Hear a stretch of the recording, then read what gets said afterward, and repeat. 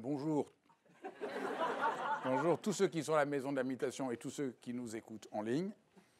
Je vais parler de la méditation. Qu'est-ce que la méditation? Et vous voyez, ça fait rire tout le monde quand on parle de méditation, parce que la méditation, c'est tellement lié à la vie. Et je crois que c'est le secret de la méditation, c'est que la méditation, on la comprend et on entre dedans quand on comprend que méditer, c'est célébrer la vie. Et du reste, les vrais grands méditants que j'ai pu rencontrer dans ma vie, c'est vraiment des êtres joyeux. On n'a pas trop cette idée aujourd'hui. Hein, un peu, quand on parle de méditation, on a l'impression qu'il faut être très sérieux et très calme. Alors que non, c'est vraiment entrer en rapport à la joie de la vie, à la célébration de la vie. Et aujourd'hui, je propose, c'est le thème de ce soir, d'envisager ce qu'est la pratique de la méditation en la pensant comme une manière de nous faire entrer en rapport à notre innocence. Donc on va dire le thème de ce soir, c'est qu'est-ce que la méditation? C'est entrer en rapport à l'innocence. On pourrait dire quel est le sens le plus profond de la spiritualité? C'est entrer en rapport à notre innocence. On pourrait dire qu'est-ce qui fait qu'on entre dans la vie et dans la joie? C'est qu'on entre en rapport à son innocence. Parce que vous comprenez, la méditation, c'est le fil secret de toutes les grandes spiritualités. Et la spiritualité parle de quoi? De comment être un être humain, vivant, accompli. Donc ça, on est d'accord sur le point de départ. Il y a une difficulté, c'est que nous vivons avec une préconception. Moi, je crois que beaucoup de nos problèmes, là je fais un peu une confidence, ma conviction, c'est que nombre de nos problèmes, nombre de nos souffrances, nombre de nos emprisonnements viennent non pas, comme on le raconte tout le temps, d'un problème psychologique ou d'une déficience personnelle, mais viennent de quelque chose qu'on ne voit pas, d'une erreur de compréhension, d'une sorte de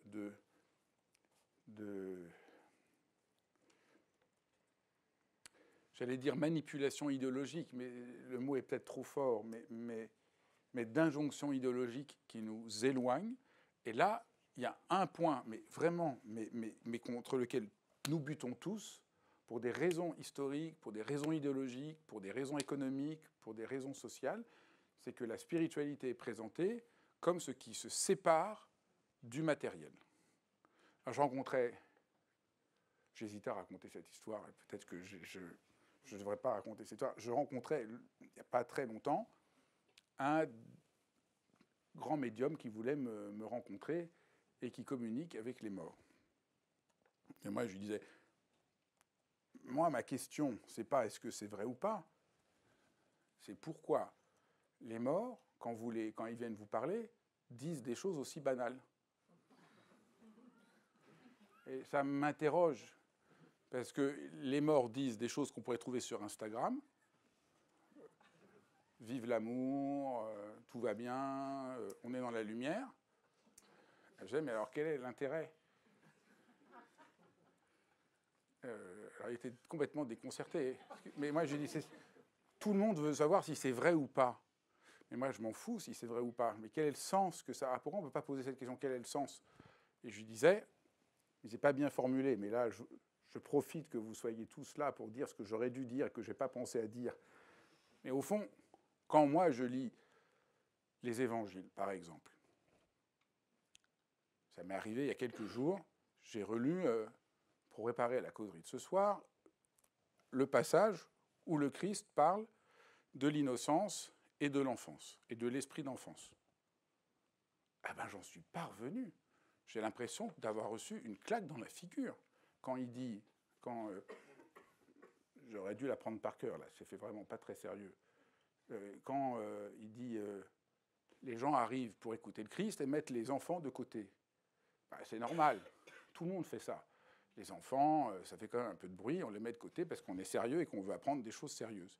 Et le Christ dit, ne faites pas ça, laissez venir à moi les enfants, si vous n'êtes pas comme un enfant, vous n'entrerez pas au royaume des cieux. Ah ouais, j'ai relu ça, je l'avais lu plein de fois. Et là, je me suis dit, ah ben c'est dingue. De réentendre ça même aujourd'hui, je me dis, mais c'est dingue. C'est complètement dingue. Parce que je l'ai entendu, comme chacun d'entre nous, sans doute, vous avez déjà entendu ça. On dit, bon d'accord, c'est joli, mais on l'oublie. Et on se dit, mais non, pour que je réussisse, que j'aille au royaume des cieux, que je réussisse, que je sois aimé, il faut que je sois solide, il faut que je progresse, il faut que je travaille sur moi-même, il faut que je devienne une bonne personne, il faut que je réussisse. Et le Christ, il dit le contraire. Il dit non. Alors c'est quand même vertigineux. Il dit, pas devenez sage et savant et puissant et un beau vieillard. Il dit, non, devenez comme un enfant.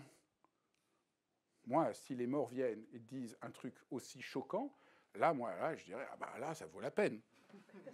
Mais sinon, et il disait, mais si, je suis dans la spiritualité parce que je me suis détaché de la matière. Et moi, je disais, mais non, c'est pas la spiritualité, c'est pas se détacher de la matière. La spiritualité, je pourrais dire, c'est rentrer dans l'innocence. Ça n'a rien à voir. C'est un malentendu, mais terrible. Et on pourrait dire que c'est l'inverse. Le Christ nous invite au contraire à considérer des choses très simples. Quand il voit la Samaritaine, il lui demande de l'eau. On pourrait dire, ah, mais ça c'est un peu matérialiste. Il devrait être dans le pur esprit. Non, il lui demande de l'eau. Et si on relit les évangiles, il ramène. Qu'est-ce que c'est la spiritualité? C'est comment l'esprit vient ici même. Il ne faudrait plus opposer esprit et matière, vient ici même. Nous approchons très très lentement, mais nous approchons doucement des fêtes de fin d'année et de la fête de Noël. La fête de Noël, c'est un moment extraordinairement important, qui malheureusement, on ne comprend plus. Parce que qu'est-ce que c'est la fête de Noël? C'est le moment de l'année où il fait nuit, où les jours sont courts.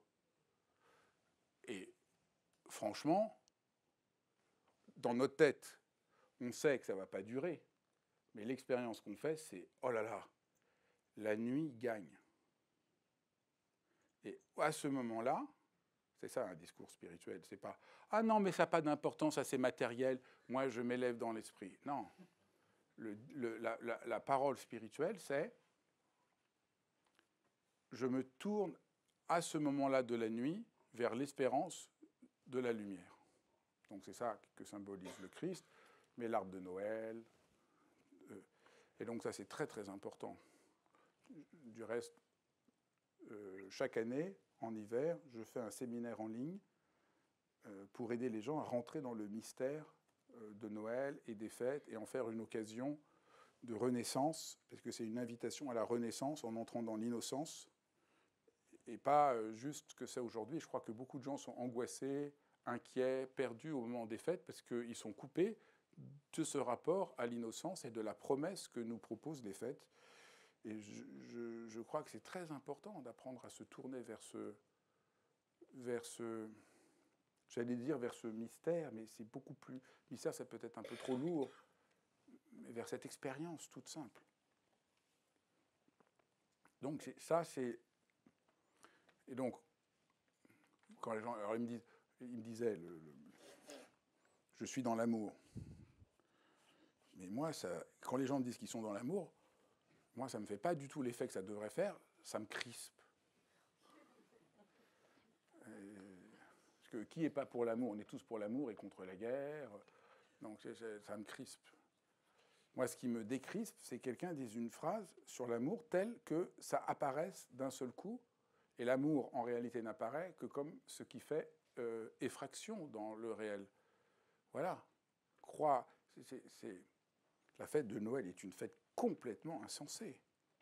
C'est peut-être un des éléments les plus invraisemblables, les plus beaux, les plus profonds, les plus dingues de Noël, c'est les rois mages. Moi, je suis très content parce que j'ai trouvé des rois mages pour mettre sur mon arbre de Noël. ils sont trop beaux. Et quand je les vois, je pense tout de suite à ça. Ils viennent. Donc c'est vraiment le sommet. Les rois mages, c'est le sommet de la sagesse, de la puissance, de l'argent, du pouvoir, de la gloire. Ils ont tout. Qu'est-ce qu'ils font à Noël? Ils viennent rendre hommage à rien, à un bébé. C'est quand même dingue, à l'innocence, au possible, à l'espérance, à quelque chose qui n'a pas de raison, à quelque chose qu'on ne peut pas saisir. C'est quand même absolument dingue. C'est-à-dire la fête de Noël, qui est un des plus beaux symboles spirituels, nous dit le contraire de ce que nous croyons encore aujourd'hui de la spiritualité. Et donc, c'est quand même abyssal. C'est à pleurer. Ce texte de l'Évangile est écrit il y a quelques temps. Hein, c'est pas tout à fait récent. C'est pas un YouTuber qui l'a écrit là. C'est ancien et aujourd'hui, nous faisons l'inverse. Les êtres humains vont tous saluer les rois mages. Et la spiritualité, c'est les rois mages qui viennent saluer rien. Rien au sens, rien de saisissable, rien de puissant, rien de sachant. Mais c'est ça le point crucial. Et au fond, c'est pas seulement saluer l'enfant, mais c'est saluer l'enfance en nous-mêmes. C'est ça le sens de la spiritualité. Et c'est ça le sens de la méditation. La méditation, c'est au fond, les rois mages en nous vont saluer l'enfant en nous. Alors que nous, dans notre propre existence, nous sacrifions l'enfant pour essayer de vénérer le rêve de roi mage qu'il y a en nous. Et donc nous espérons devenir savants, puissants. Voilà, chacun peut mettre le mot qu'il veut, riche, puissant, célèbre. Et là, oui, ça c'est quand même un peu plus excitant que juste quitter la matière pour je ne sais quoi. Pour moi, qui ne suis pas du tout religieux et qui ne suis pas du tout chrétien, mais dont les évangiles me parlent en tant qu'être humain, et qui n'est pas du tout... c'est souvent les poètes qui m'aident le plus à entendre cette parole-là. Et un des poètes qui a le mieux parlé de ça, c'est un poète qui s'appelle Rainer Maria Rilke. Évidemment, ceux qui sont dans l'école connaissent par cœur, mais ceux qui m'écoutent peut-être pour la première fois n'ont peut-être pas entendu parler de celui qui, à mon avis, est un des plus grands voyants, un des plus grands penseurs, un des plus grands miracles du XXe siècle. Et il écrit dans une lettre, à l'époque, il n'y avait pas les téléphones portables, donc on n'envoyait pas des textos, donc on écrivait des lettres à la main. Bon, je sais que vous n'arrivez pas à le croire, mais... Donc il écrivait beaucoup, beaucoup de lettres. Il y a des volumes de lettres, et dans une lettre, il écrit « Toujours au commencement du travail, il faut se refaire une innocence première, il faut revenir à l'endroit naïf. » Et j'avais vraiment envie de partager cette phrase, parce qu'on pourrait croire que je suis parti dans des discours très importants, mais là, il parle d'un truc tout bête. Vous avez un travail à faire, mais au fond, n'importe lequel. Si on ne refait pas cette innocence première, mais n'importe quel boulot, vous devez cuisiner un repas, vous êtes thérapeute, vous rencontrez un patient. Si vous ne faites pas cette innocence première, revenir à l'endroit naïf, vous ne pouvez pas écouter, vous ne pouvez pas commencer. Donc vous n'écoutez pas la personne qui vient vous voir, vous êtes déjà pris par quelque chose. Donc quand je dis se tourner vers l'enfant plutôt que se tourner vers les rois mages, ou que les rois mages en nous se tournent vers l'enfant, ça veut dire quand on a un rendez-vous, mais de travail, est-ce qu'on ne peut pas revenir à cette innocence? Ne pas savoir. C'est ça le sens de la fête de Noël et c'est ça le sens de la méditation. Méditer, c'est tout à fait étrange. C'est pour ça que les gens ont beaucoup de mal à entendre. Méditer, c'est revenir à un endroit où on ne sait pas. On ne sait pas encore. C'est pas, on refuse de savoir, mais on ne sait pas encore. Donc c'est ça. Alors que, vous voyez, je reprends ce qu'on a dit pour montrer à quel point c'est tout à fait concret. Moi, je crois qu'il n'y a que la spiritualité qui est concrète. Les gens me disent tout le temps, mais tu vas dire un truc très concret. Et bien, non, mais je pense que quand les gens pensent donner des recettes concrètes, il faut faire comme ça, c'est pas du tout concret en fait. C'est tout à fait, ça repose sur des présupposés complètement idéologiques qui sont très abstraits. Alors, très concret, voilà. Nous, on pense que je dois rencontrer, je suis thérapeute, je dois rencontrer un patient. Nous pensons spontanément, pas ceux qui sont thérapeutes, mais ceux qui pensent, on se pense spontanément, il faut que j'élabore de nouvelles stratégies, il faut que j'essaye d'être efficace, il faut que je me souvienne de tout ce que je dois savoir pour être pertinent. Et en fait, non. C'est important d'être formé, hein. Je ne dis pas du tout que ce n'est pas important de connaître, mais la connaissance, la formation, le travail, le savoir doit se mettre au service de l'innocence. C'est pour ça que j'aime beaucoup l'image des rois mages, parce que c'est pas, il n'y a pas de roi mage. C'est pas qu'on doit tirer, l'image, c'est pas, il y a l'innocence, donc on va tirer à boulet rouge sur les rois mages. C'est que les rois mages sont magnifiques et sublimes, mais ils viennent rendre hommage à quelque chose qui est plus grand qu'eux. Et en nous aussi, le savoir est important, mais doit rendre hommage à quelque chose qui est plus grand que le savoir, la puissance, etc. Donc encore, c'est très important. La puissance, le pouvoir, l'autorité, la beauté, l'argent ne sont pas mauvais en soi. Mais si jamais ils sont là pour saluer ce qui est important, qui est l'innocence. Et innocence, ça veut dire être ouvert et sans calcul. Le seul difficulté, c'est que l'innocence, ça ne s'apprend pas comme une information nouvelle. On ne peut pas apprendre à être innocent. On peut que le faire. On peut que apprendre à entrer dans l'innocence. Quand on le fait, c'est tout simple. Quand on ne le fait pas, c'est impossible. Ça ne se comprend pas. Et c'est la limite de tout ce que je peux dire. C'est que on ne peut pas comprendre ce que je raconte. On peut juste le faire. On peut avoir comme ça, ce que je dis peut donner une direction. C'est comme si je dis « Ah, est-ce que tu as déjà goûté tel fruit ? Vous n'avez jamais goûté ?» Et je peux vous donner envie, mais après, il faut le goûter. Comment s'appelle ce fruit japonais le yuzu. Maintenant, tout le monde a goûté du yuzu, mais il y a 15 ans, personne ne connaissait le yuzu. Si vous avez il y a 15 ans du yuzu, vous dites ah, « c'est quoi le yuzu ?» Puis maintenant, vous avez goûté, on sait tous. Et c'est tout à fait singulier. Mais je vous dis, c'est un agrume, ça ressemble à du citron, ça ressemble pas à du citron. Vous dites, ah oui, bon, d'accord. C'est intéressant. Donc tout ce que je raconte, c'est pareil. Donc il faut le faire, et c'est ça le point étrange de la spiritualité. La spiritualité, ça veut dire l'expérience. La spiritualité s'oppose pas à la matière, s'oppose à l'abstraction conceptuelle qui se comprend par la tête, par le mental, on pourrait dire, mais qui ne s'expérimente pas. Et là où il y a expérience, on est dans ce que je nomme, et que je crois que ce serait la meilleure manière de nommer, le spirituel. Mais donc, ça ne s'apprend pas, et en même temps, ça s'apprend. L'innocence, ça s'apprend par la méditation. Et je pense que dans l'histoire de l'humanité, que ça porte des noms un peu différents, parce que voilà, selon les cultures, tout le monde n'a pas appelé ça le mot méditation, puis même c'est un peu bizarre qu'on appelle ça méditation, ça aurait pu s'appeler complètement autre chose, même en Occident. Les Tibétains, ils appellent ça GOM, G-O-M, ils n'appellent pas ça méditation, donc ça peut prendre, et ça n'a pas du tout le sens de méditation, ça veut dire habituation. Ils ne pensent pas méditation, ils pensent habituation. Donc nous, on a pris le mot méditation, qui est très joli, parce qu'il vient de la racine med, comme médecin, ça veut dire prendre soin. C'est très bien, mais on aurait pu appeler ça contemplation, présence, tout ce que vous voulez.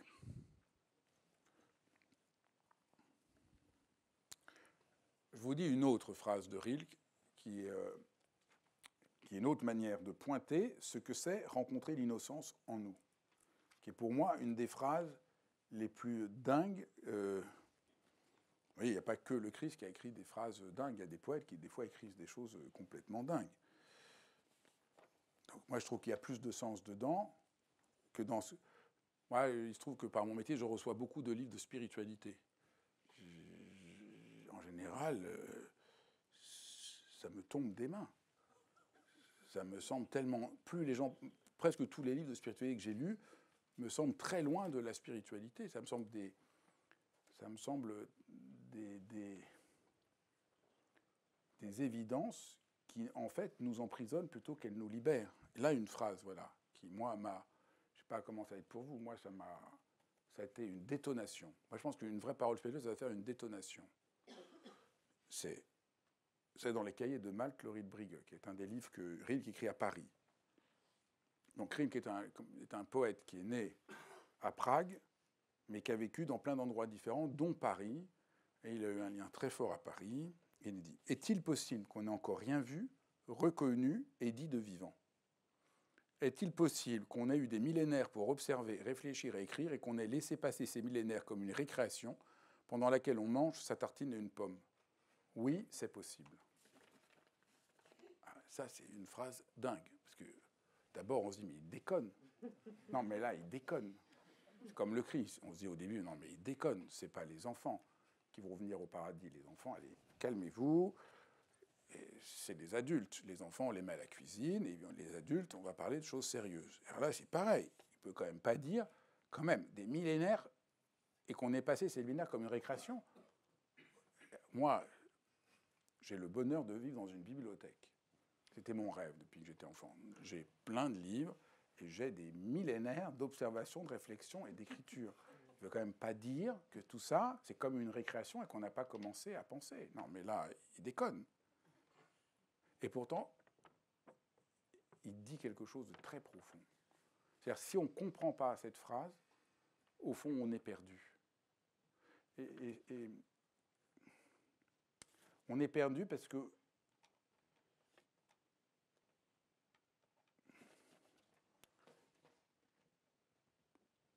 peut-être pour vous essayer de faire comprendre le sens de cette phrase, je vais vous raconter une anecdote qui m'est arrivée quand j'étais avec mon professeur de philosophie. J'ai eu la chance, moi j'ai des études de philosophie, donc pendant des années, 7-8 ans, j'étais à la Sorbonne, où j'ai absolument rien appris d'important, où c'était absolument sans innocence. Et puis je vais, par hasard, assister au cours d'un professeur qui était professeur en classe de Cagnes. Et à l'époque, alors ça serait impossible aujourd'hui, j'ai pu rentrer auditeur libre dans un lycée. Aujourd'hui, il doit y avoir des gardiens à la porte, on doit montrer son passeport, sa carte d'identité, son pouce. Mais là, j'ai pu rentrer. Donc je bénis cette époque-là. Et je parlais régulièrement, j'assistais à ses cours en auditeur libre pendant 7 ans. Et un jour, il me dit, si quand tu écris, tu ne crois pas que tu puisses dire quelque chose que personne n'a jamais pensé, c'est pas la peine de continuer. Et moi, je me suis dit, mais c'est d'une prétention, il exagère quand même. Mais j'ai compris quelque chose de fondamental. C'est pas prétentieux, c'est-à-dire, si on ne croit pas qu'on va dire quelque chose qui n'a jamais été dit, pourquoi on le ferait ? C'est ça le travail. Et c'est ça que dire. Et ça, peut-être ça vous aide à voir ce que dit Rilke. Et ce n'est pas du tout prétentieux, c'est à son niveau. Et on peut tous dire quelque chose de neuf, parce que tout être humain est neuf et qu'on peut regarder les choses à neuf. Un peintre peut peindre quelque chose à neuf, quelqu'un qui chante peut chanter à neuf. Quelqu'un qui chante même un morceau qui a été chanté plein de fois. Moi, j'ai été écouté l'autre jour, Jonathan Bis jouer les 3 dernières sonates de Beethoven. C'est un jour, il revient à Paris. C'est absolument commotionnant. C'est un des concerts les plus impressionnants que j'ai entendu. Les 3 dernières sonates de Beethoven par les plus grands, parce que j'aime beaucoup la musique, donc j'ai entendu les plus grands pianistes jouer ça. Et je l'ai écouté comme je ne l'ai jamais entendu. Et j'aurais dit, c'est plus beau que jamais je l'ai entendu. Ce qui n'est pas vrai, parce que ça n'a pas de sens. Demain, j'écouterai par quelqu'un d'autre, ce sera le plus beau. Mais c'était tellement neuf, tellement vivant, qu'il m'a fait entendre et qu'il a emporté la salle. C'était complètement incroyable. À la fin, il est resté. Et il n'y a pas eu un mot, un applaudissement, une toux. Les gens adorent tousser dans les concerts pour montrer qu'ils sont plus forts que la musique. Ça, c'est la haine de l'enfance. Et là, pas une personne n'a osé, n'a pu. On était entré dans un autre monde, qui est le vrai monde, qui est le monde de la poésie, qui est le monde de l'innocence. Et ça a duré 3 minutes. C'était parce que c'était complètement neuf. C'était ça. C'était « Est-il possible qu'on n'ait encore rien vu, reconnu et dit de vivant ?» Vous voyez, cette phrase, elle est débile, la phrase de Rilke, si on l'entend du point de vue logique. parce qu'évidemment que ça n'a pas de sens, mais du point de vue existentiel, du point de vue de la vie de notre existence, ça c'est absolument vrai. Et donc si vous entendez ça, mais vous êtes tous libérés. C'est la seule manière de se sentir libre, parce que sinon on se dit, oh là, mais moi qui suis-je? Je suis nul, j'ai pas lu tous les livres qu'on a écrits depuis 2000 ans, donc comment je vais commencer à dire quelque chose? C'est ce qui se passe, c'est ça mes études à l'université. Donc c'était, alors, il y a telle lecture de Platon qui a été faite par un tel, puis après ça a été lu comme ça, puis après ça a été lu comme ça, et personne ne lit le texte. Comme ça, on s'abrite. Lire le texte, c'est prendre un risque. Alors, écouter la musique, c'est prendre un risque. Et c'est ça, la vie. Et c'est...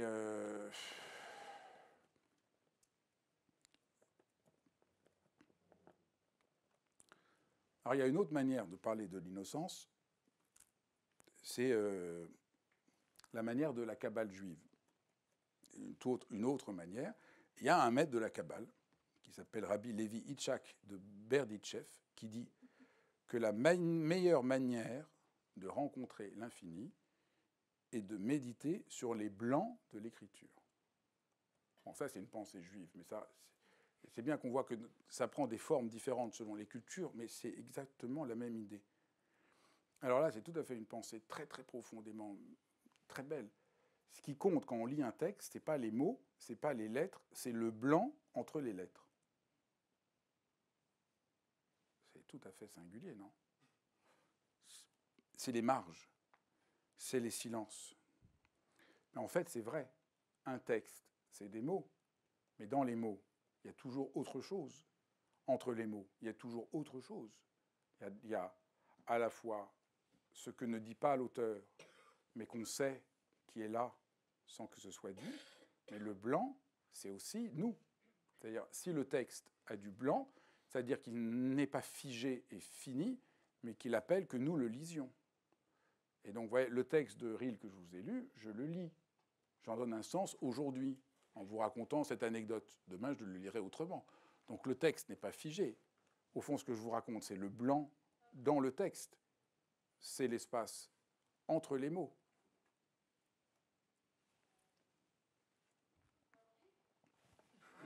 Il y a quelqu'un qui m'appelle.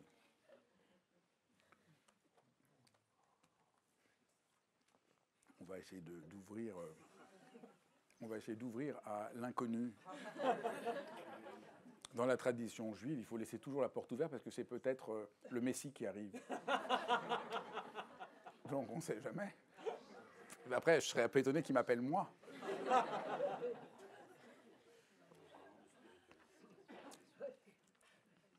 En fait, l'idée, c'est qu'un texte n'est vivant. Enfin, le texte ne commence à vivre que quand il est lu. Oui, c'est une très belle idée de parler de l'innocence.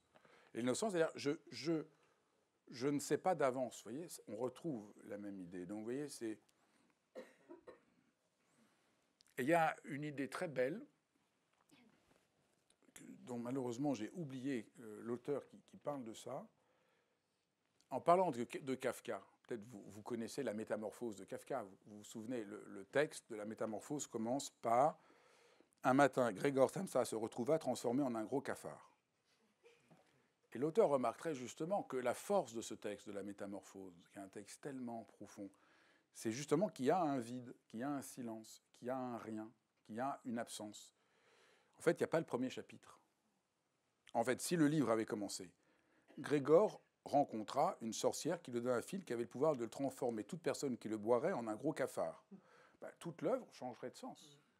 En fait, il y a quelque chose qu'on ne comprend pas, qui fait défaut, qui est énigmatique, qui est abyssal, et l'abîme du premier chapitre manquant, de ce qu'on ne comprend pas, nous interroge et fait que ce texte est à ce point interrogeant.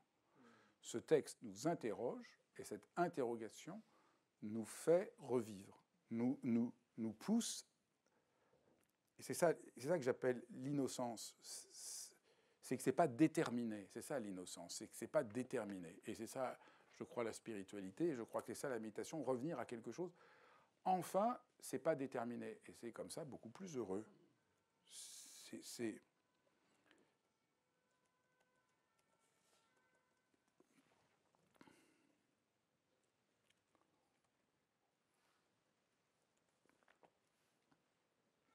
dans la tradition bouddhiste, on trouve la même idée. Alors elle prend un tout autre visage, mais on pointe aussi le rien. Et par exemple, il existe, tout le monde connaît ça sans doute, il existe à Kyoto un temple qui est un des plus connus, qui s'appelle le Ryoan-ji, où il y a un jardin, tout le monde l'a vu en reproduction, c'est un jardin, enfin c'est un grand jardin, il n'y a que des rochers et des cailloux.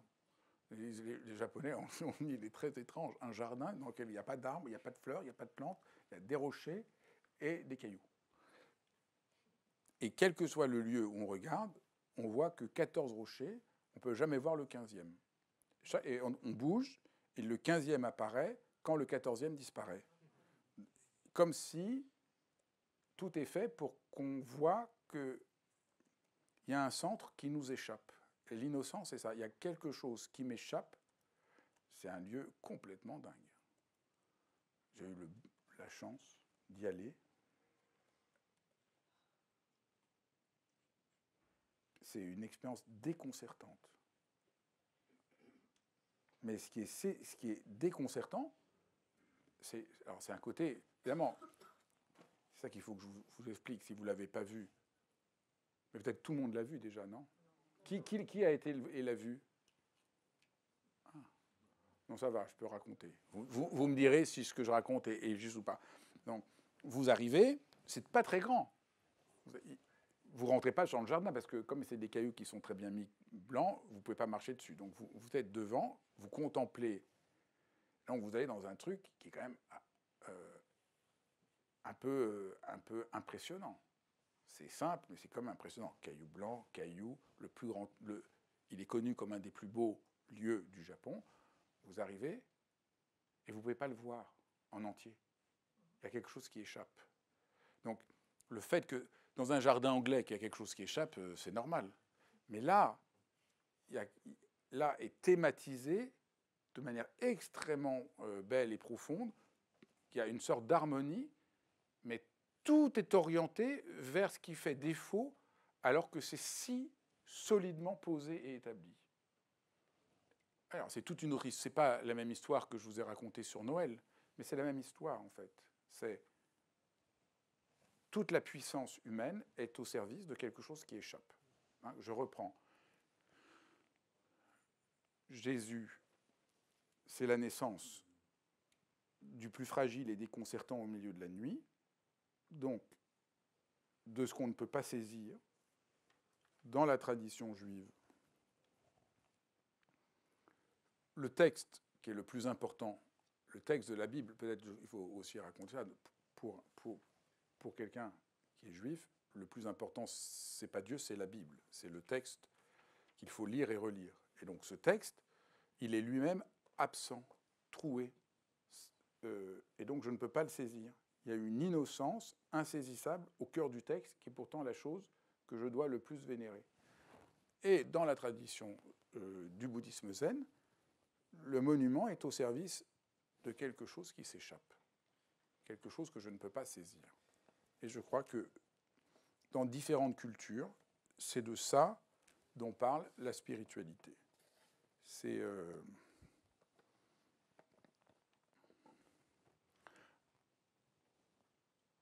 le fameux rabbin Lévi Yitzhak de Berditchev, qui était ce grand maître de la Kabbale. Vous savez, il joue avec les lettres, il compte les lettres, et là il dit que, vous m'excuserez, je ne vais pas le citer parce que je ne parle pas du tout hébreu, mais le mot rien, c'est l'anagramme du mot je. En hébreu, le mot rien a exactement les mêmes lettres dans un autre ordre que le mot je. Ce qui veut dire que je est rien et rien est je. Et ça, c'est une manière de parler. Mais alors, c'est très important de comprendre ça. Ça ne veut pas dire, attention, ça veut dire que vous n'êtes rien, parce que rien est je en même temps. Mais je ne peux pas me saisir et me définir. Et au fond, peut-être que c'est ça la spiritualité, c'est le contraire de ce qu'on croit. La spiritualité, c'est accepter que je ne peux pas définir, une bonne fois pour toutes, un être humain. Notre monde passe son temps à définir. Toi, tu es comme ça. Alors ça peut être ton statut social, ça peut être ton âge, ça peut être... alors maintenant, c'est plus comme ça, c'est psychologiquement. On est déterminé psychologiquement. Donc tu es comme ça. Et au fond, la spiritualité, c'est dire non. Ah non, non, non. Tu es rien. Rien et toi. Tu es ceci et cela, mais aussi tu n'es pas ceci et cela. Est-ce qu'on peut laisser de l'innocence dedans? Et je crois qu'on voit l'innocence, c'est aussi l'éthique. Et c'est aussi la liberté. S'il n'y a pas d'innocence, il n'y a pas d'éthique et il n'y a pas de liberté. Puisque l'éthique, c'est quelque chose où je suis appelé à répondre devant le monde de quelque chose de fondamental. J'ai à répondre de quelque chose. Donc je crois que c'est de ça. C'est ça la leçon. Est-ce qu'on pourrait dire rien et je que c'est le bouddhisme Mahayana, mais non, il se trouve que c'est la Kabbale, mais en fait, peu importe. Hein. Alors, je vais raconter une blague juive que j'ai déjà racontée pour les membres de l'école une fois, mais bon, je me permets de la raconter une autre fois, tellement je l'aime beaucoup. Donc, ceux qui la connaissent, ne riez pas tout de suite. Il y a 3 rabbins qui sont à New York, dans un taxi. Il y a le grand rabbin de New York, le grand rabbin de New York et le rabbin de New York. Et le grand rabbin de New York dit « Je ne suis rien devant toi, mon Dieu, vraiment rien, moins que poussière sur la terre. » Silence dans la voiture. Et là, le grand rabbin de New York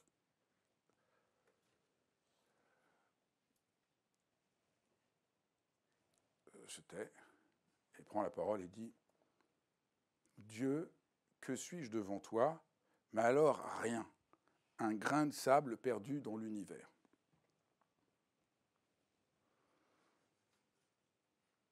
Ils font l'expérience là d'une certaine forme d'innocence. Et puis le rabbin parle à son tour et dit ah mais alors là, moi, je suis rien. Mais alors même pas un ver de terre sur cette terre. Je ne suis rien.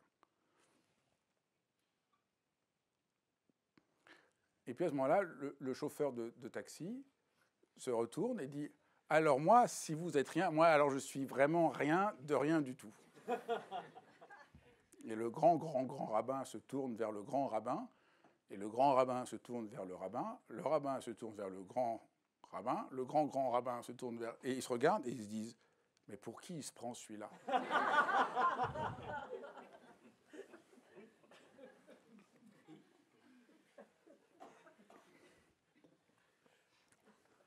Alors au début, j'ai cru que l'histoire, c'était qu'ils étaient un peu prétentieux, les grands rabbins. Mais après, j'ai compris que ce n'est pas ça l'histoire. L'histoire, c'est que de pouvoir dire qu'on n'est rien, ça demande de le faire pour de bon. Et que ce n'est pas si simple de rentrer dans l'innocence. Et que ça demande un travail. Et ils ont bien raison, les rabbins. Le taxi veut faire le malin, mais est-ce qu'il a fait l'expérience de son innocence? Et je crois que cette histoire est très belle et qu'elle nous invite à apprendre à saluer la lumière dans la nuit, apprendre à lire le blanc d'un texte, apprendre, comme Rilke, à se demander que peut-être on n'a jamais rien dit d'important et que c'est à nous de dire quelque chose d'important, apprendre à voir qu'il y a toujours un manque dans toute présence et dans toute image, apprendre à ne pas saisir. Voilà ce que je crois que nous apprend la pratique de la méditation. Voilà ce que nous essayons de faire dans Réseau. Voilà ce qui me semble être le sens de la spiritualité. Et maintenant, si vous avez des questions, vous êtes bienvenus. Et vous pouvez poser des questions si vous êtes en ligne ou si vous êtes dans la salle. Et les gens qui viennent pour la première fois ici ou qui sont en ligne ont absolument le droit de poser des questions. Il n'y a pas de mauvaises questions.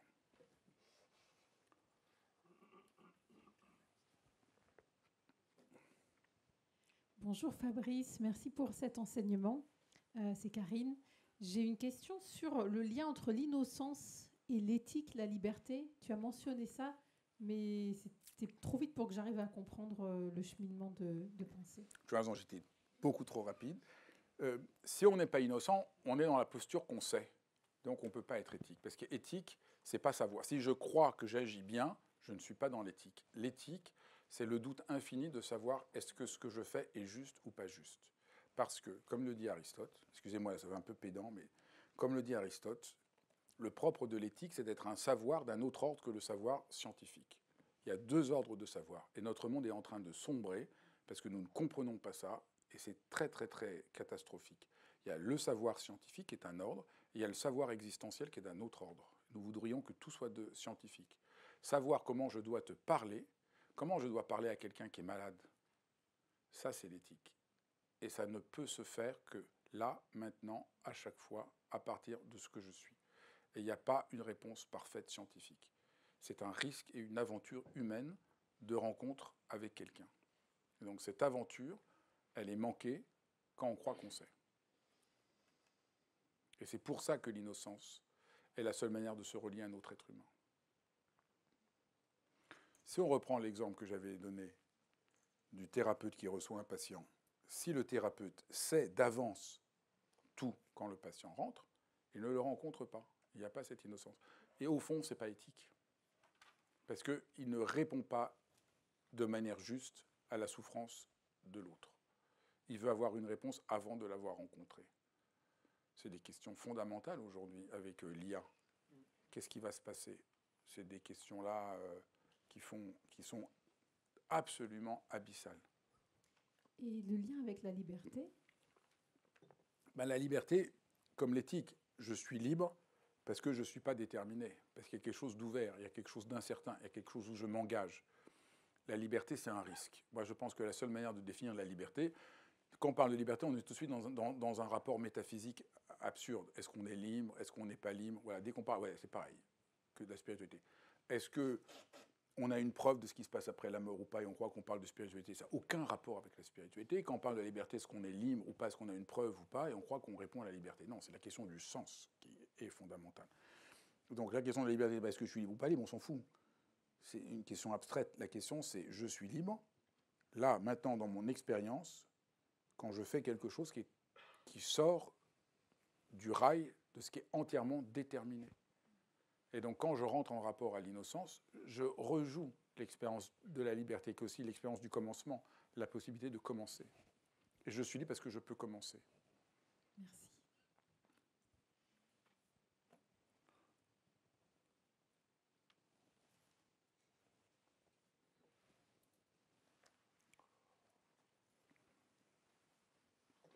Quand même, la méditation, dans cette perspective, c'est quand même un peu plus intéressant, non? Bonsoir Fabrice, je suis Charlotte. Pour rester dans cet état d'innocence, est-ce qu'il faut d'une certaine manière renoncer à une quête de vouloir tout comprendre, voire tout apprendre? Et c'est les deux, parce que vouloir tout apprendre, ça peut être formidable, parce que vous savez ce que vous ne savez pas. Et donc vous êtes dans un état d'innocence, puisque vous voulez tout apprendre. Donc ça peut être absolument sain. Et ça dépend comment vous accentuez. Si ça veut dire je veux tout apprendre, voilà, vous êtes complètement crispé, donc il n'y a plus d'innocence. Mais si en disant je veux tout apprendre, ah, c'est fou, c'est délirant, mais ça vous porte en avant. Donc je crois que ça dépend comment on l'entend. Et donc je répondrai aussi à la question, on entre en rapport à l'innocence en étant un peu fou. Ceux qui sont trop sages ne peuvent pas rentrer dans l'innocence, je crois.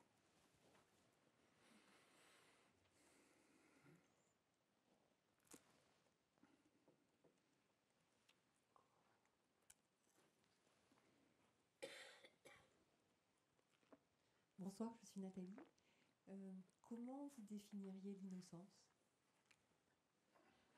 L'innocence, je dirais, c'est ce qui n'est pas défini, ce qui n'est pas parfaitement connu, ce qui est innocent, c'est ce qui n'est pas souillé par l'emprise, par n'importe quelle emprise. Donc ce qui est laissé sauf, ce qui est laissé à part, ce qui est laissé entier, ce qui est laissé qui échappe. Je crois que c'est ça l'innocence. Innocent, donc, oui, qui n'est pas souillé, qui n'est pas rendu, disons, dans les catégories habituelles, innocent s'oppose à coupable. Coupable, ça veut dire coupable, la culpabilité de saisir, de ne pas laisser quelque chose du mystère. Ça va ou c'est assez clair ou pas? Oui, c'est clair. Après, ça amène d'autres choses. Et en nous, l'innocence, c'est le moment où l'innocence, c'est le moment où quand le musicien s'arrête et que d'un seul coup, personne n'applaudit, ne bouge parce qu'on reste dans le silence. Donc on est innocent, on ne sait pas, on reste là, on est ouvert. L'innocence, c'est le thérapeute qui reçoit le patient et qui ne sait pas. Il y a un moment où on ne sait pas, qui est un moment où tout est possible. Et l'innocence, c'est aussi le tout est possible. C'est toujours en relation avec l'autre ou on peut aussi le faire par rapport à soi? Je ne comprends pas la question. Ben, en fait, cet état d'innocence, il est dans l'interaction avec l'autre et avec ce qui se passe autour de nous. Oui, mais quand on est en interaction avec soi-même, on est toujours un autre à soi-même. On n'est jamais en soi-même. Moi, je n'ai jamais compris. Les gens disent on entre en soi-même. C'est un truc, tout le monde dit ça, mais moi, je ne comprends pas. Parce que moi-même, je ne sais pas moi-même. C'est toujours autre soi-même. Donc, entrer en rapport à soi-même, entrer en rapport à son innocence, c'est toujours l'innocence en nous est toujours une altérité. Parce que pour moi, l'innocence, c'est de la fraîcheur, en fait. Oui, fraîcheur, c'est très très bien dit. Pour moi, c'est ça. Oui, fraîcheur, c'est un aspect de l'innocence. Et c'est frais. Fraîcheur, ça veut dire c'est pas fabriqué. Donc l'innocence, c'est le non fabriqué. Oui, il y a le spontané. Quelque chose qui vient de l'intérieur, comme un instinct. Mais vital. oui, mais il ne faut pas dire de l'intérieur, parce que est-ce que le spontané vient de l'intérieur ou vient de l'extérieur? Ben, normalement, quand je parle du spontané, c'est l'élan de vie, en fait. Oui, c'est mais ce qui l'élan pousse plus fort que tout le reste. Ça, c'est très bien dit. Là, mais tout le monde entend cet élan de vie comme venant de l'intérieur. Moi, je pense que ce n'est pas tout à fait juste. Oui, Prenons un exemple tout simple. Vous marchez dans la nature, vous voyez là toutes les feuilles d'automne. Et là, vous êtes pris d'un élan. Est-ce qu'il est en vous ou est-ce que c'est les arbres qui vous le donnent? Donc je pense qu'on vit avec un modèle conceptuel que tout le monde croit. Il y a nous, il y a moi à l'intérieur et à l'extérieur. En réalité, c'est beaucoup plus... Mais ce qui est important, c'est l'innocence surgit. Elle surgit nécessairement d'une forme de rencontre. Parce que soi n'est pas fermé. Mais tu as tout à fait raison de souligner, l'innocence, c'est la fraîcheur. C'est absolument ce qui n'est pas fabriqué. Et c'est pour ça que la méditation est tellement précieuse. Pourquoi la méditation est précieuse? Parce que quand je médite, je ne fais rien de construit. Je suis là, j'ai des points de repère, mais je ne fais rien. Et donc, quelque chose peut avoir lieu. C'est-à-dire, quand je médite, je rentre dans la spontanéité et la fraîcheur. Parce que justement, je ne suis plus en train de tout contrôler. Mais je crois intéressant de maintenir que, parce que je suis ouvert. Pourquoi j'insiste sur que ce n'est pas que en soi? Parce que je veux maintenir que c'est ouvert, qu'on est d'abord ouvert. C'est pas peine, on est fermé secondairement. Il y a cette ouverture première. Et donc l'innocence, c'est qu'on est en rapport à l'ouverture, qu'on est ouvert. Quand on est ouvert, il y a l'innocence. L'ouverture, c'est honorer la vie. Absolument. En fait. C'est ça. L'innocence, c'est honorer la vie. C'est ce que font les rois mages. Et c'est ce que fait Kafka, en n'écrivant pas un premier chapitre. Bonsoir, je m'appelle Teresa. J'arrive pas trop à comprendre la relation entre méditation et l'innocence, parce que personnellement, j'ai connu plein de gens qui méditent et ils ne sont pas du tout innocents. Alors, ce n'est pas un bon argument. Ce n'est pas un bon argument, parce que vous pourrez dire, on connaît beaucoup de chrétiens, ils n'ont pas lu, ils n'ont pas compris le message des évangiles. Et on connaît beaucoup de rabbins, ils ont absolument, ils sont fanatiques. Donc je pense que votre argument ne tient pas. C'est pas parce que les...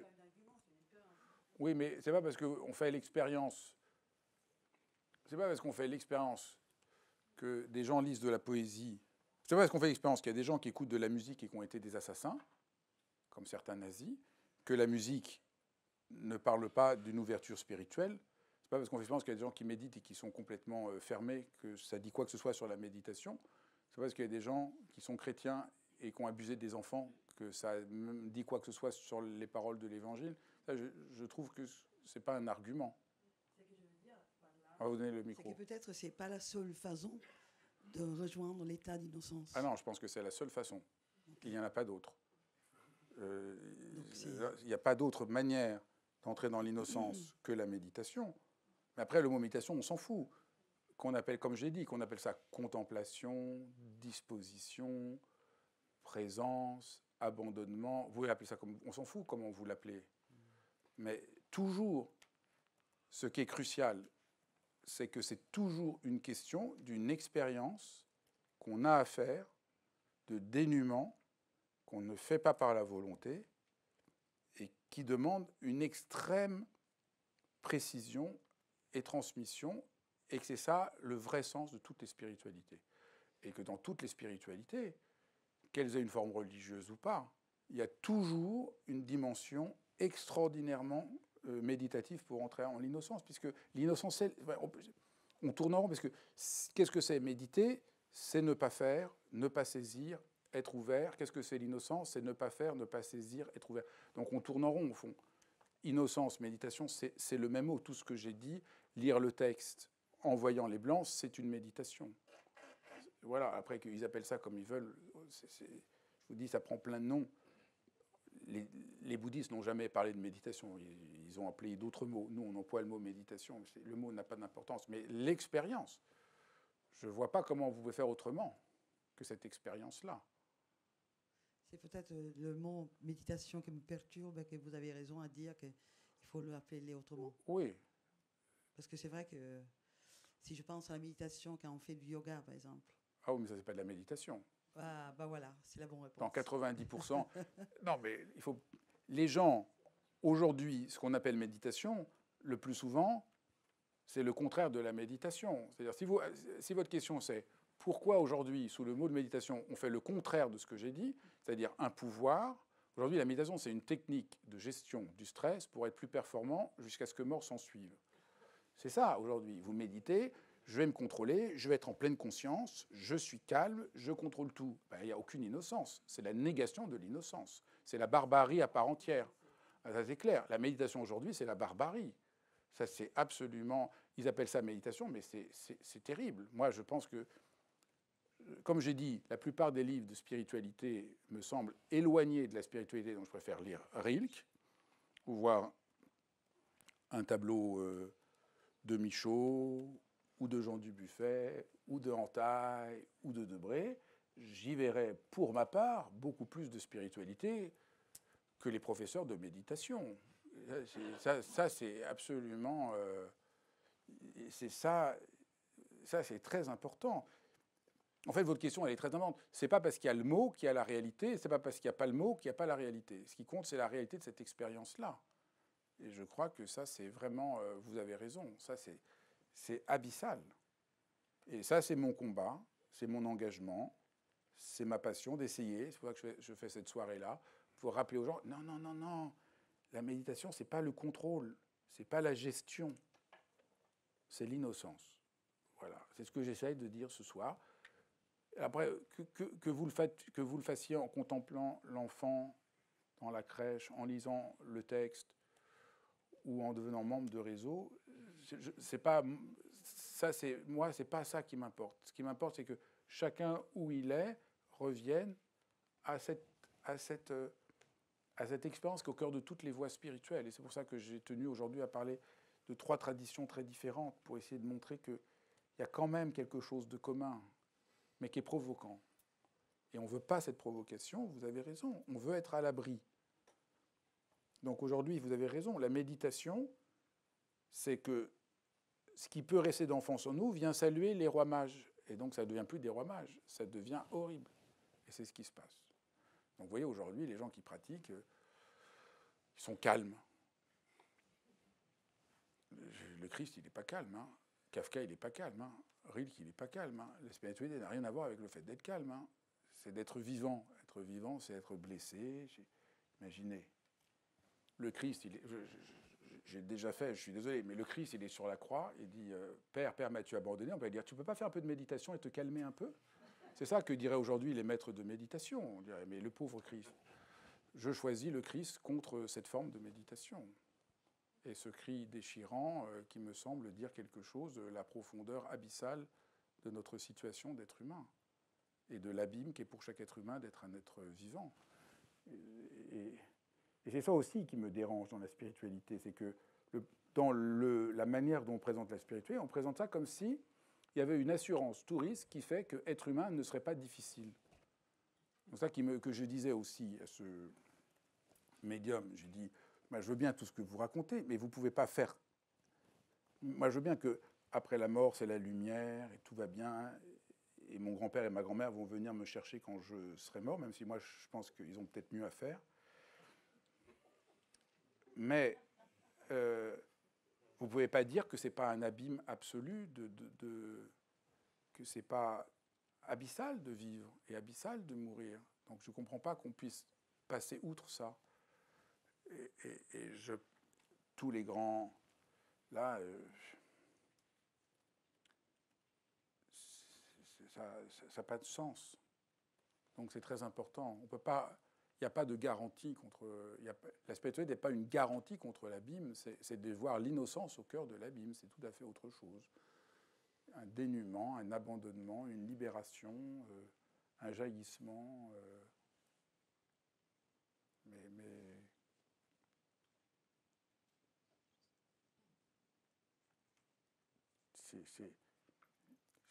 c'est très important. L'idée aujourd'hui qu'il faudrait être calme, cette idée fait tant de ravages. Les gens se sentent coupables d'être humains. La spiritualité, c'est d'embrasser notre humanité. C'est tout à fait autre chose. Il y a une autre question ?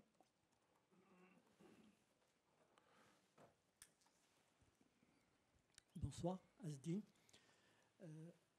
Pour relier un peu les trois notions de méditation,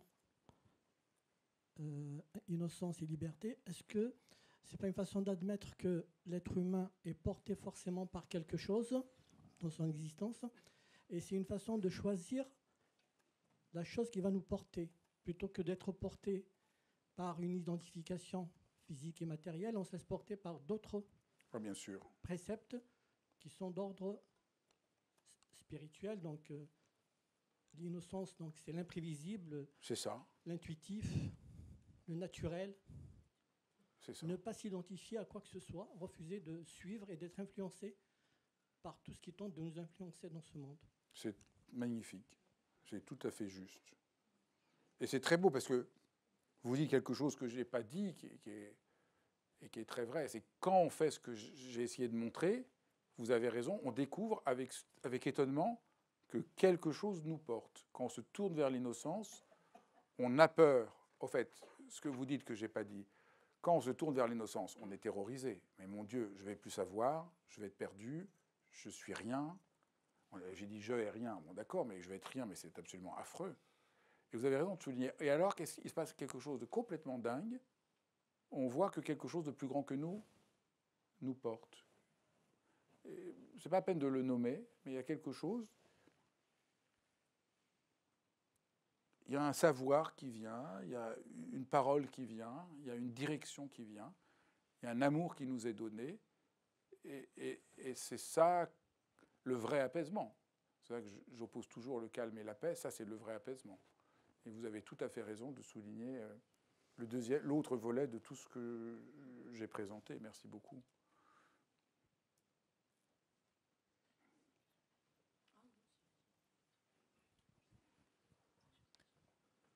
Il y a une question sur YouTube, c'est « L'innocence ressemble à de la naïveté ?» Point d'interrogation. Alors j'ai un conseil pour ceux qui posent des questions sur YouTube. Essayez de poser une question, pas juste 2-3 mots, pas un paragraphe entier non plus, mais qu'on puisse vraiment comprendre la question. Des fois, c'est un peu trop elliptique pour que je puisse répondre et entendre ce qui vous meut. Mais je dirais...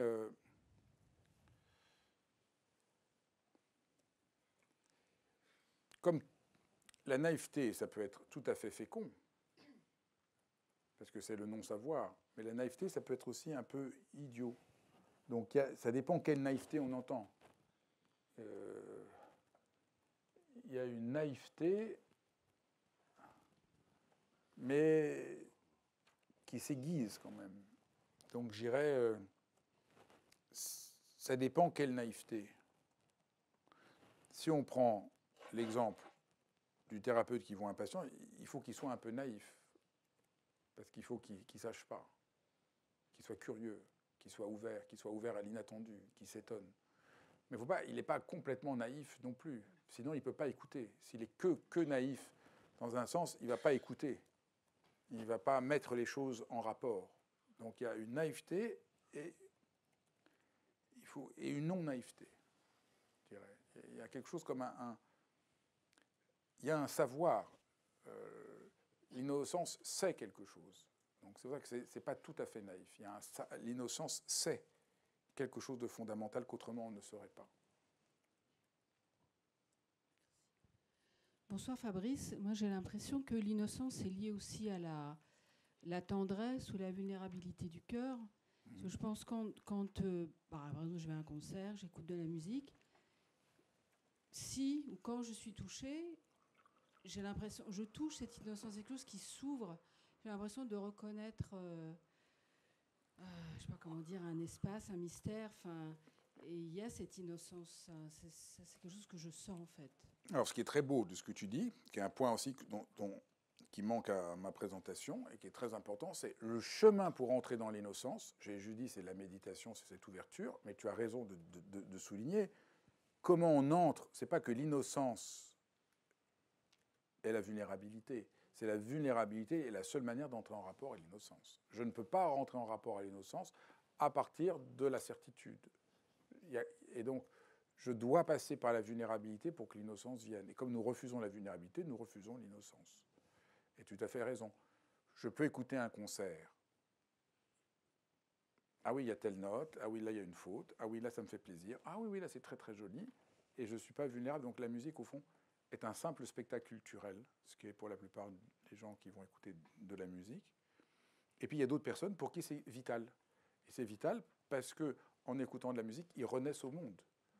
Ils sont vulnérables, et dans cette vulnérabilité, la musique les atteint, et elle n'est pas juste belle, esthétique, non. Elle les fait renaître dans l'innocence. Et c'est très bien dit ce que tu as dit. Et c'est pour ça que moi, j'écoute de la musique. Pas du tout parce que je suis mélomane. Je ne suis pas du tout mélomane. Mais parce que quand j'écoute de la musique, je renais dans l'innocence.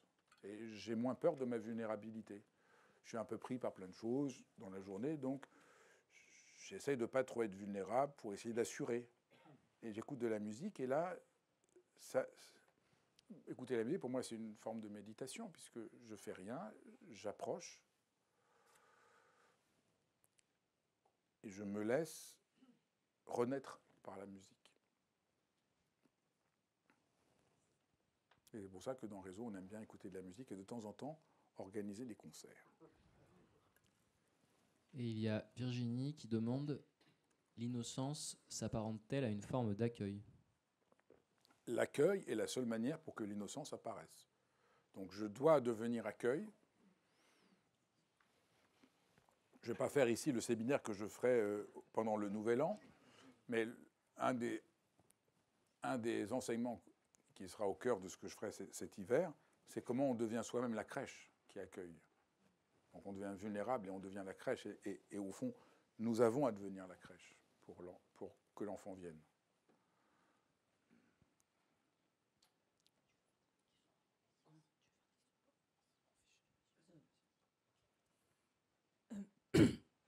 Bonjour. Désolée si je formule mal ma question parce que ça tourne depuis tout à l'heure.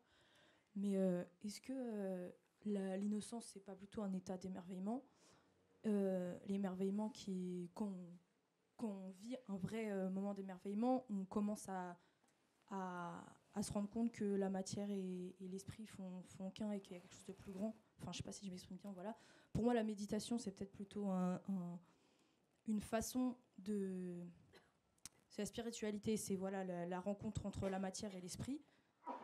Et j'ai du mal à dire que la méditation, c'est l'innocence, parce que c'est plutôt... en parlant d'innocence ainsi, j'ai l'impression qu'on perd l'innocence, en fait. Ça devrait être un blanc qu'on n'explique pas, un être, enfin, c'est un état, c'est au moment où est-ce qu'on est. Voilà, pour moi, l'innocence, c'est un moment où est-ce qu'on, c'est vivre, c'est être, c'est s'émerveiller, c'est un instant. Et je pense pas qu'on puisse chercher l'innocence. Et je pense qu'à partir du moment où on conscientise l'innocence, finalement, on la perd. C'est bien tenté, et je vais essayer de montrer à quel point votre idée est égarante. Okay. Je vais essayer. Mais c'est bien tenté, et je vous remercie parce que, au-delà de ta question, c'est la conviction profonde de notre temps, ce que tu dis. Notre monde, à mon avis, refuse l'innocence, refuse la méditation, mais ne cesse pas de parler de l'émerveillement, des petits riens, ce qui a pour moi un don de me crisper, mais je vais essayer d'expliquer pourquoi.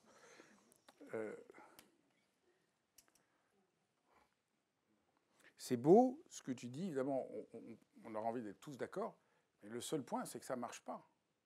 Ça ne marche pas parce que croire qu'on peut réussir à atteindre l'innocence sans un immense travail, parce que tout en nous refuse l'innocence, parce que notre monde refuse l'innocence, croire que simplement en s'émerveillant, on va réussir à se libérer de l'emprise, de notre entêtement, de notre méchanceté, de notre volonté d'être puissant, d'écraser, d'être en sécurité, de refuser de la vulnérabilité. Croire que juste en s'émerveillant, on va dissoudre ça, c'est juste pas possible. Non, je pense que de chercher l'innocence, c'est perdre l'innocence. Mais il n'y a pas d'autre possibilité. L'innocence, c'est un état qu'on ne devrait pas rechercher parce que c'est nous. C'est quand on est soi. Mais le problème, c'est qu'on s'est perdu. Tu aurais raison si on n'était pas perdu, mais on s'est perdu. On s'est tous perdus en cours de route. Ça bien sûr, mais c'est en aucun cas un refus. C'est juste que je pense que la méditation amène à un état d'innocence, mais c'est une petite porte par rapport à tout ce que c'est.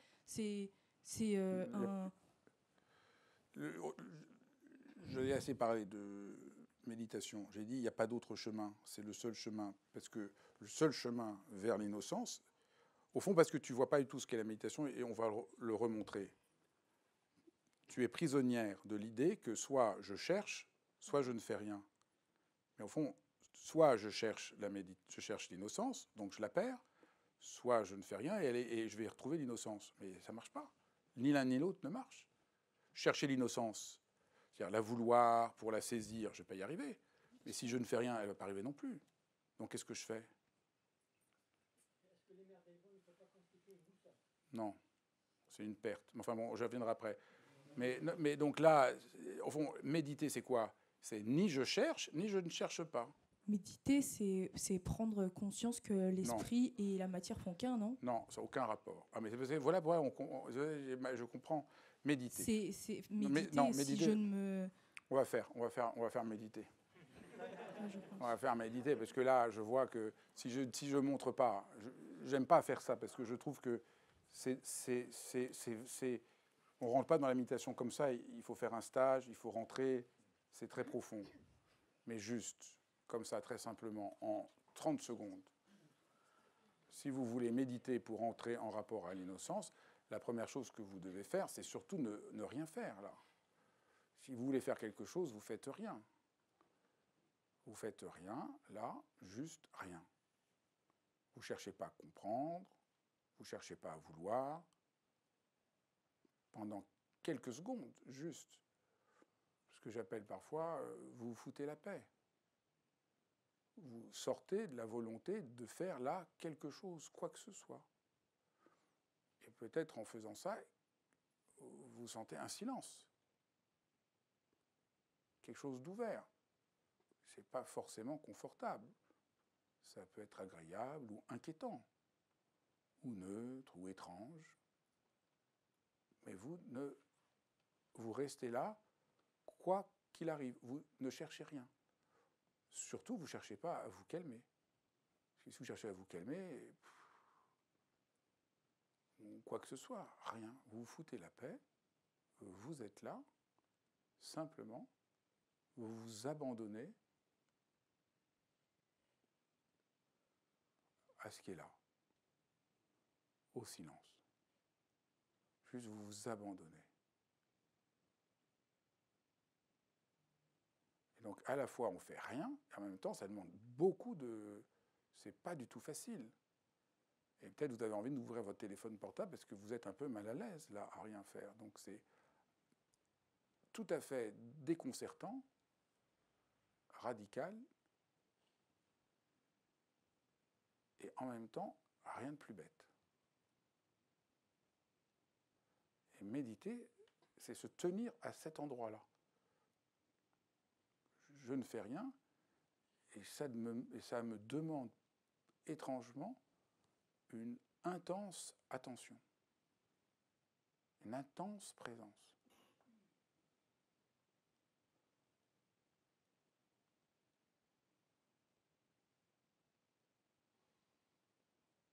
Voilà, on va juste faire ça. Voilà ce qu'est la méditation. Ça change toujours pas mon avis. Voilà. Parce qu'à ce moment-là, on est censé ressentir pleinement. C'est quand on se connecte complètement à soi. Mais je m'exprime peut-être mal. En tout cas, voilà, c'est ça l'expérience. Donc on voit que c'est... Mais ta question est très belle, parce qu'au fond, tu disais, mais je ne comprends pas. Si je fais, je perds l'innocence, et pourtant il faut faire quelque chose, mais qui est autre chose. C'est un autre ordre de faire que le faire qu'on connaît habituellement. Bien sûr, mais j'ai l'impression que c'est quelque chose de plus haut que nous, qu'on ne peut conscientiser et qu'on ne peut discuter. Je pense que c'est bien au-delà. Non. Là, après, on va donner la parole à quelqu'un d'autre, mais là, conscientiser, c'est une chose. Parler, c'est une autre. Bien sûr qu'on peut parler. Du reste, de quoi parlent tous les textes spirituels? De ça. Et heureusement qu'il y a tous les textes spirituels qui parlent de ça. C'est comme je disais, on s'en fout des évangiles, on s'en fout de tous les textes de la Bible, on s'en fout de tous les textes bouddhistes, on s'en fout de toute la poésie, on ne peut pas parler de ça. Heureusement qu'il y a tous ces textes. Bien entendu, ceux-là, je ne les rejette absolument pas. Donc voilà. On va prendre une autre question. Il y a beaucoup de questions, je ne vais pas pouvoir répondre à toutes les questions. Merci Fabrice. Moi j'avais une question par rapport à la pratique. Je vois très bien dans Foutez-vous la paix qu'on doit rester avec ce qui est, et ça c'est super. Par contre dans les cas de force, j'ai l'interprétation des fois que du coup on reste avec ce qui est, enfin le son, etc. et même les émotions. Mais des fois, j'avais l'impression que dans certaines guidances, et c'est qu'une interprétation de moi, il y a une pensée, ok, mais du coup, est-ce que c'est pas ce qui est? Parce que dans le sens, des fois j'ai l'impression que faut revenir au présent. Genre la pensée est là, mais on ne prend pas en compte et on revient au présent. C'est comme si on ne la prenait pas en compte, j'ai l'impression. C'est un peu comme l'innocence, en fait, où on ne prend pas en compte ce qui est, quoi. Il faut pratiquer plus. Parce que je ne peux pas trop répondre. Il y a un moment, il faut le faire. Et les questions se résolvent dans la pratique. C'est ça la beauté de la pratique. C'est qu'à un moment, ces questions, parce que tu n'es pas encore rentré complètement dans la pratique, donc ça te semble un peu abstrait, et à un moment, ça s'ouvre. Donc il faut... Le paradoxe de la méditation, c'est un engagement d'une vie. Bonsoir tout le monde. Bonsoir Fabrice. Alors je vais parler de quelque chose. En fait, quand on dit nous, enfin quand je vois le titre, déjà je n'étais pas là pendant toute votre présentation, mais je voulais dire qu'en fait nous sommes liés aux autres. Et quand on parle d'innocence, en fait, il y a beaucoup de mimétisme. Je viens de plusieurs cultures, je vis dans beaucoup de pays différents. Et je trouve que quand on est dans un contexte, il y a quelque chose qui se passe en nous, qui n'est pas forcément dans la parole, dans la langue, mais on le vit. Vous avez parlé de méditation, donc de se poser, ça se décompte, il y a quelque chose qui se passe après ce silence. Et en fait, dans la société française, celle que je connais, les villes, pas la campagne bien sûr, parce que ça c'est un lieu en... Excusez-moi, ça m'émouve un peu de parler en fait. On est tout le temps dans l'intellectuel, dans le mental, Et ne serait-ce qu'aller dans un autre pays ou dans un autre espace où il y a beaucoup d'humains qui sont dans un autre état d'esprit, parfois ils nous transforment. C'est quelque chose qui se passe, cette innocence. Voilà, je ne vais pas parler plus que ça parce que je crois que c'est pas très... Merci. Merci de votre témoignage. Il y a une autre question? On va prendre ça comme dernière question.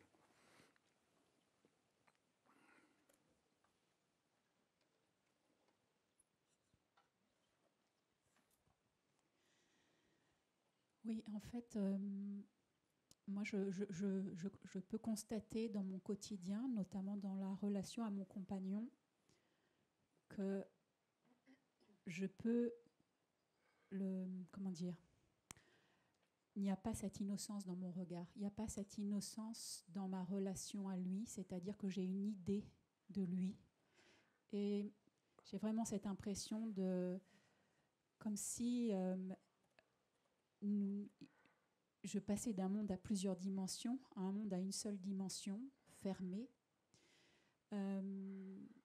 Lorsque tout à l'heure, là, je peux dire aussi que quand j'ai vu chaque personne que j'ai vue dans cette assemblée, je me suis aperçue, c'est un geste que j'ai souvent, que je les détermine. Chaque personne, je la détermine. Donc je ne suis pas dans une relation d'innocence, je ne suis pas dans une relation d'ouverture, et je me sens profondément prisonnière, fermée. Donc ma question c'est,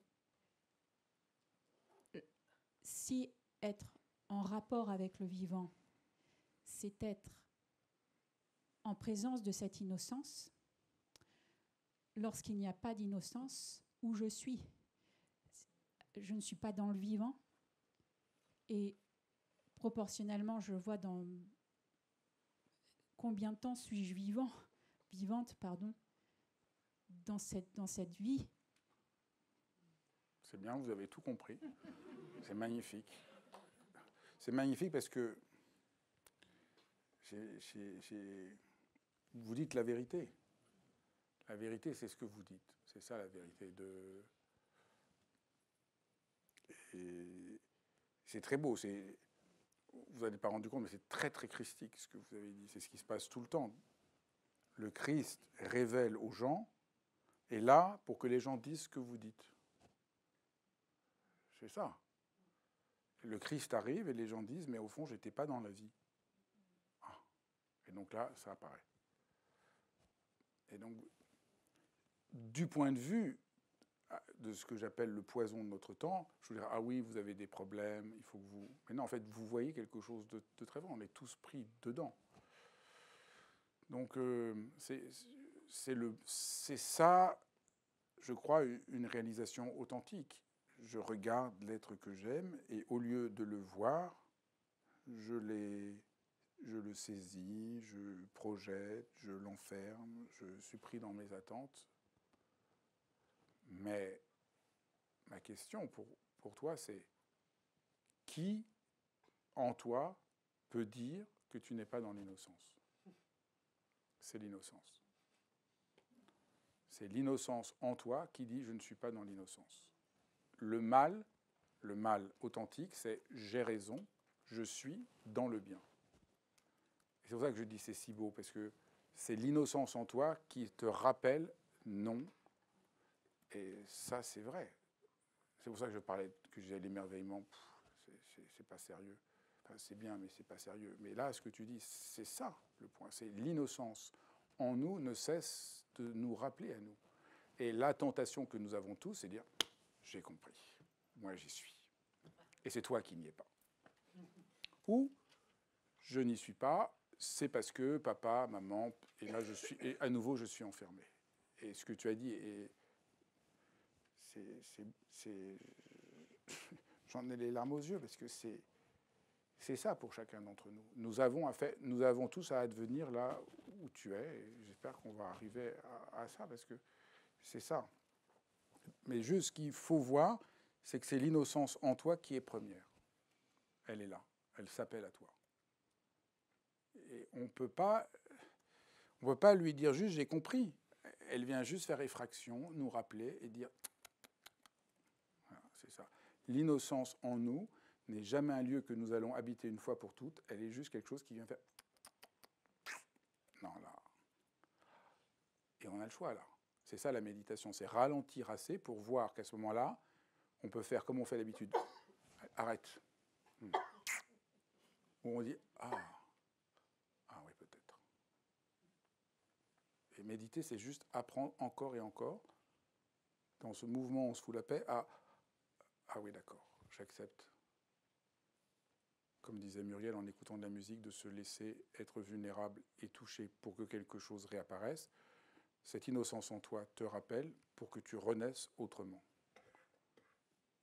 Mais tu as déjà fait le plus dur du chemin. Ben, merci beaucoup. Merci pour de votre présence. Merci beaucoup.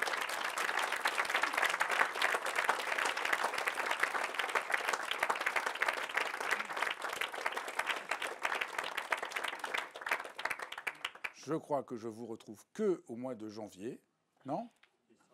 Ah, je reviens le 9 décembre. Ah oui, parce que j'ai parlé de Noël, je me suis dit, ah tiens, c'est Noël, maintenant encore je suis là. Je reviens donc le 9 décembre.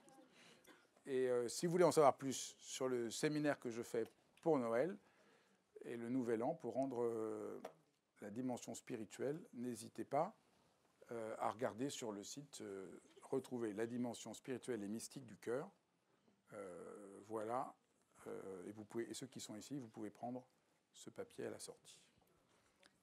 Benjamin, tu veux dire quelque chose? Tu es bienvenu. Merci beaucoup Fabrice. Peut-être juste vous remercier d'être venu déjà, nous rendre visite. Si vous voulez rester encore un peu, on organise un pot qui a lieu en bas, donc en bas des escaliers qui se trouvent juste ici. Vous êtes vraiment les bienvenus. Il y a pas mal de membres de l'association, de réseau dans la salle. Voilà, si vous voulez en savoir un peu plus sur ce qu'on fait, sur nos stages, sur la manière dont on pratique la méditation dans l'école, n'hésitez pas à venir vers nous. On sera très heureux de vous. Alors voilà, il y aura les personnes vont mettre une écharpe. Vous allez pouvoir les reconnaître comme ça, une écharpe de couleur un peu corail. Voilà. Et voilà, je crois que c'est bien. Il y a une librairie aussi. Voilà, il y a une librairie en bas avec les livres de Fabrice si vous voulez. Merci beaucoup et bonne fin de soirée à tous.